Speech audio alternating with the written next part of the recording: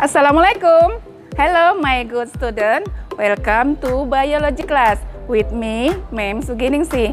Today we will continue the material. So let's check this out. Gerak pada tumbuhan. Tumbuhan mempunyai kepekaan tertentu untuk menanggapi rangsang yang diterimanya. Setiap rangsangan yang mengenai tumbuhan tadi akan ditanggapi oleh tumbuhan tersebut. Tumbuhan dapat melakukan gerakan sebagai upaya tanggap terhadap kondisi lingkungannya. Gerak tumbuhan dibedakan menjadi gerak endonom dan gerak esionom. Gerak endonom atau gerak autonom dibedakan menjadi siklosis dan higroskopis. Gerak autonom atau endonom yaitu gerak dari tanaman yang tidak disebabkan oleh rangsangan dari luar. Contoh yang pertama yaitu siklosis. Siklosis ini adalah gerakan kloroplas memutar mengelilingi isi sel pada sel-sel daun Hydrilla species. Hydrilla adalah suatu tanaman air yang mempunyai struktur daun tipis sehingga kalau kita lihat di bawah mikroskop akan kelihatan perputaran dari kloroplasnya.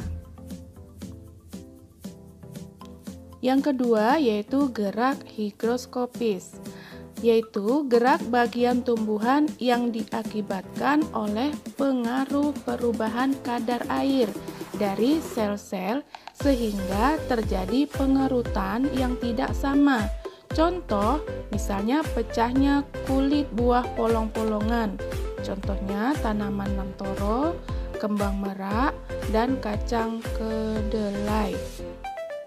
Nah, ini adalah tanaman pacar air. Buahnya kalau sudah tua akan meletup. Ini adalah tanaman buah saga dan ini adalah kacang polong. Selanjutnya yaitu gerak esionom. Gerak esionom dibedakan menjadi 3 yaitu tropisme, nasti, dan taksis. Tropisme terdiri dari fototropisme, geotropisme, hidrotropisme, kemotropisme, dan stigmotropisme. Gerak nasti yaitu ada fotonasti, niktinasti, stigmonasti, termonasti, haptonasti, dan nasti kompleks.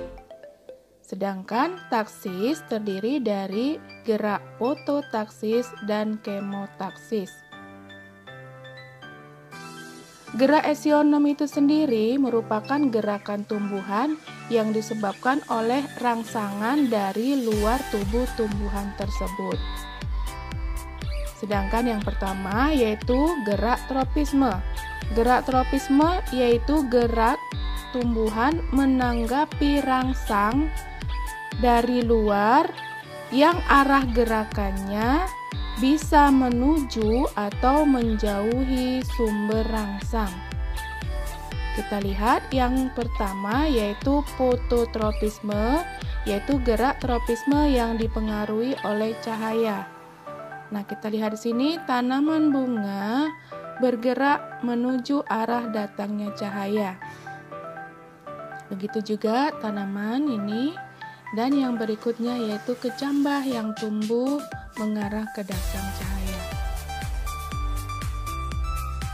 Yang kedua yaitu geotropisme, yaitu gerak tropisme yang dipengaruhi oleh gaya tarik bumi atau gravitasi. Gerakan akar menuju pusat bumi disebut geotropisme positif. Sedangkan pada ujung tanaman yang bergerak menjauhi pusat bumi disebut namanya geotropisme negatif. Nah, begitu. Begitu juga dengan kecambah berikut.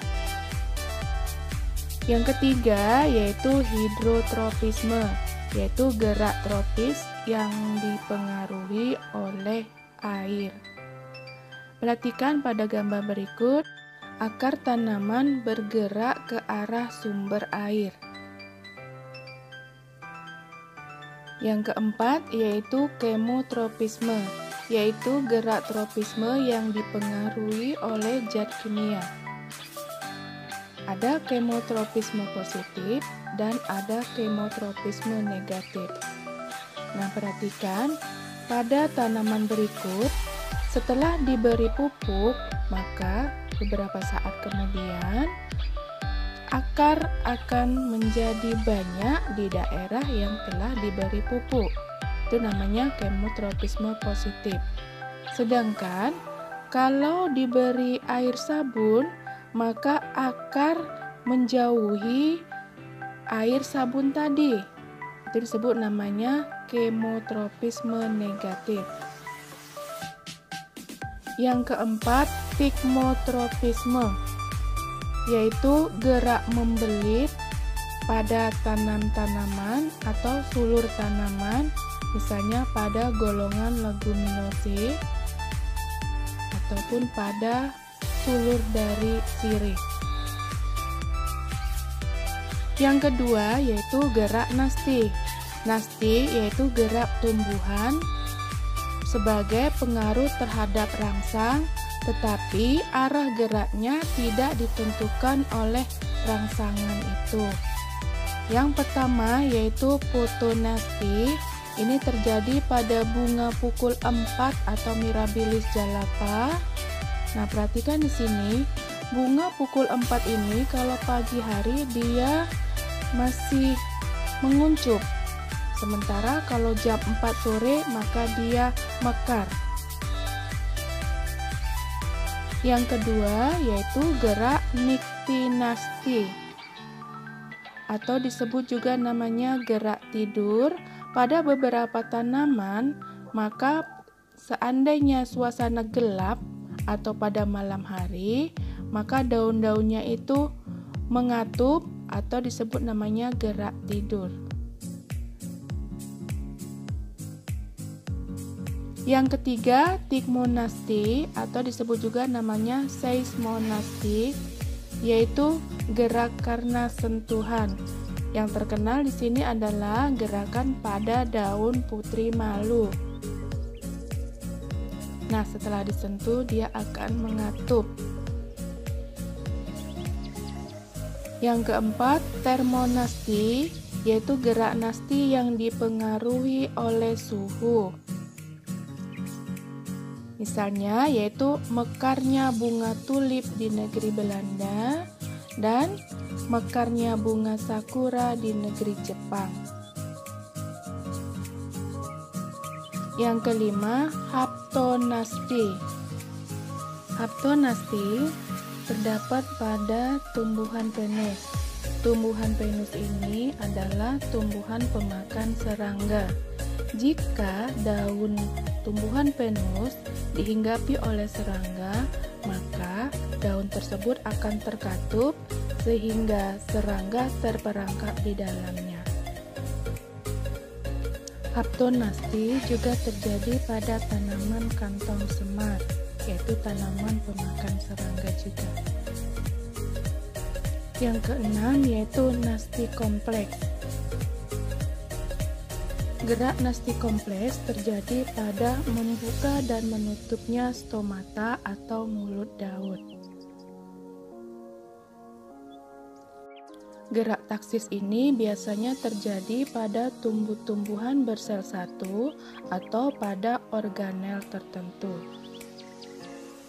Yang pertama yaitu fototaksis, yaitu gerak taksis yang dipengaruhi oleh cahaya. Terjadi pada gerakan kloroplas, yaitu kloroplas akan bergerak ke arah datangnya sumber cahaya. Yang kedua, kemotaksis, yaitu gerak taksis yang dipengaruhi oleh zat kimia, yaitu yang terjadi pada tumbuhan paku. yaitu pergerakan sel sperma dari antheridium, alat kelamin jantan, menuju sel telur yang terdapat di dalam archegonium. Dan bergeraknya bulu serbuk sari pada tanaman berbiji menuju sel telur pada saat proses selnya.